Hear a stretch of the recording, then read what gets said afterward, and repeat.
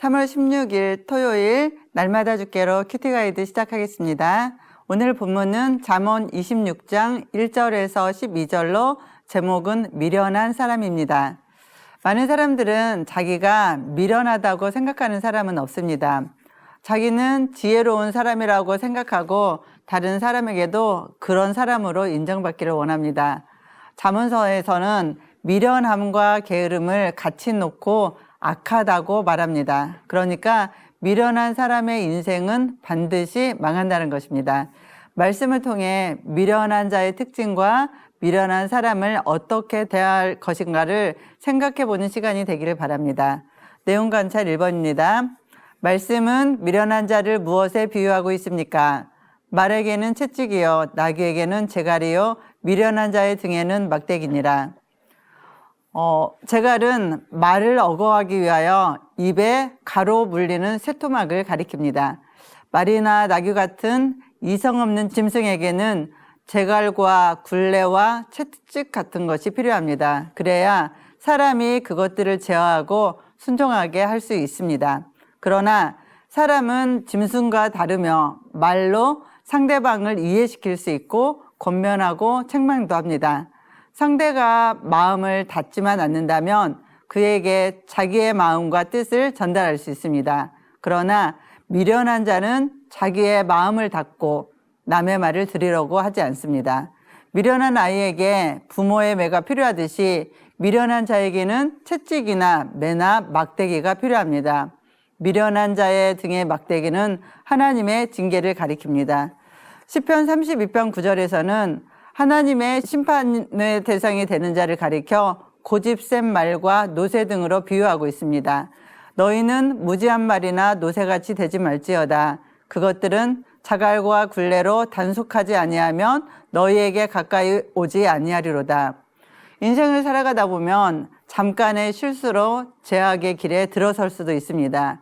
그럴 때 나귀나 노새처럼 끝까지 패역한 모습을 고집하지 말고 하나님의 선하신 교훈과 책망과 겸손히 무릎 꿇고 신속히 돌아섬으로써 채찍 대신 베푸시는 은혜를 풍성히 받으시기를 바랍니다.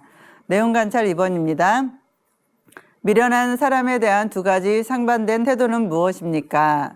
미련한 자의 어리석은 것을 따라 대답하지 말라. 두렵건대 너도 그와 같을까 하노라. 미련한 자에게는 그의 어리석음을 따라 대답하라. 두렵건대 그가 스스로 지혜롭게 여길까 하노라. 아멘.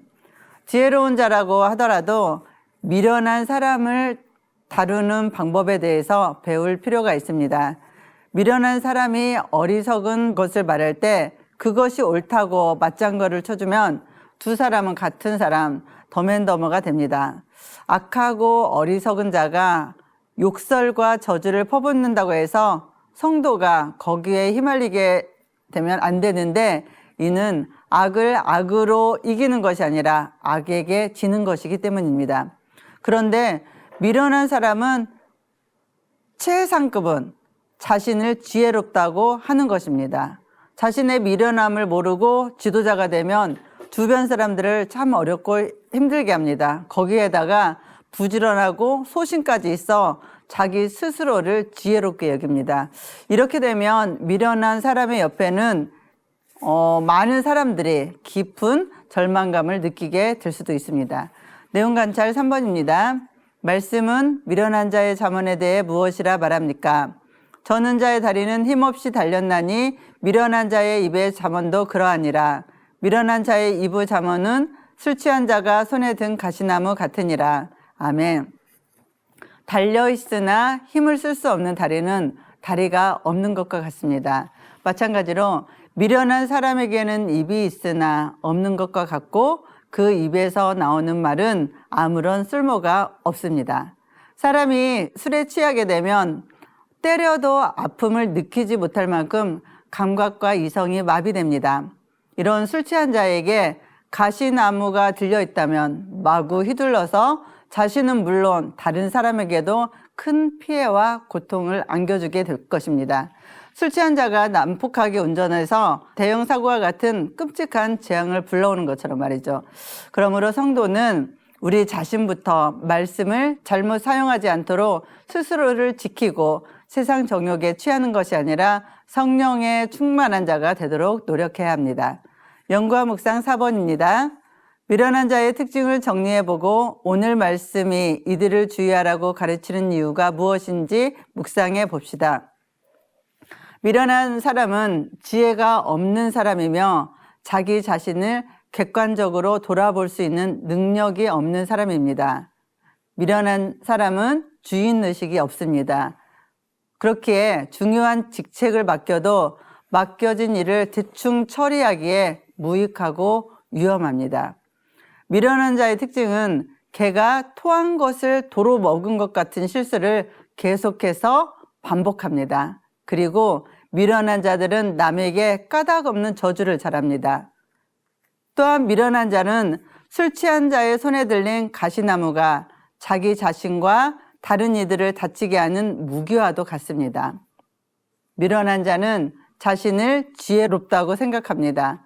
자신이 어리석다는 사실을 전혀 깨닫지 못하는 교만한 사람입니다.